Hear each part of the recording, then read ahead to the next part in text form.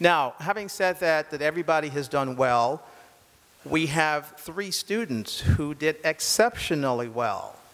The Philadelphia Inquirer, along with the Philadelphia Foundation, our partner, that's an endowment that's been established in Acel's name. Each year we give out 3 scholarships. 2 scholarships are for $500, and then the third one is for $1,000. This money is to go towards college education.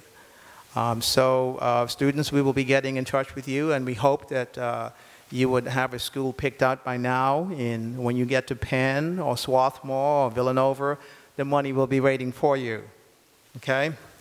The first person I'd like to recognize is Christine Legrin. Come on up, Christine.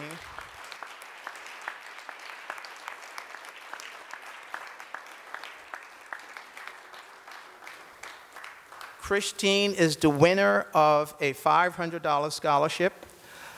Christine really did a wonderful story.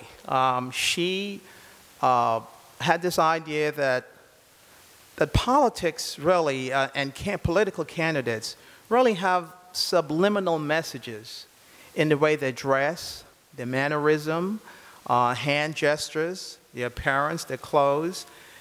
Christine took this idea and really ran with it. She talked to a very famous political consultant, Mr. Neil Oxman, who's well known in news circle, and she did a wonderful story.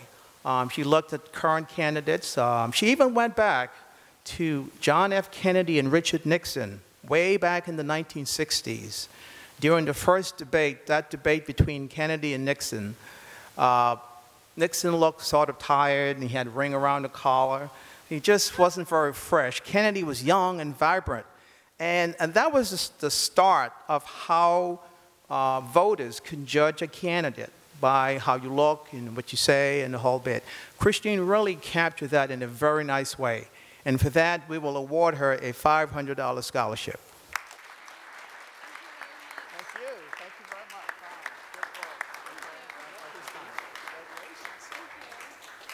Thank you very much.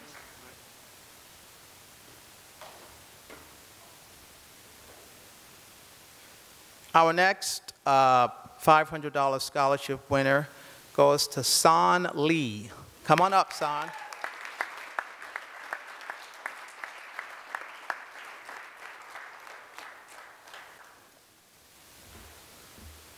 Boy, do negative ads work. Negative ads do work.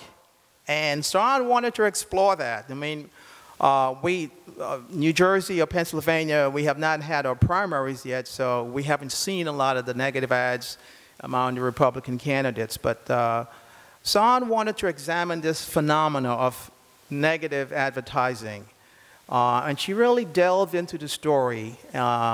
She even interviewed students at Central High and got their opinion on how these negative ads, how do they affect voters. She did a good job. She had a lot of voices in her story. She too talked with a famous political scientist, G. Madonna, I think, from Franklin and Marshall. He too is quoted in a lot of our news stories. So she really looked at this and really looked at it from a youth perspective. So she did a real good job. The writing was fluid. Her prose was great. So to San, you get a $500 scholarship for your story.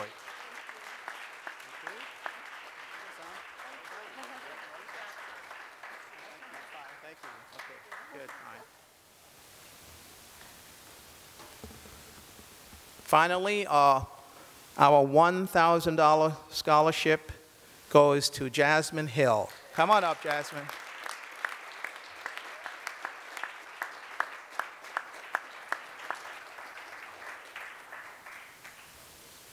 You know, during the workshop, Jasmine was very sort of unassuming and didn't say much, and you know, she was just quietly, she was there.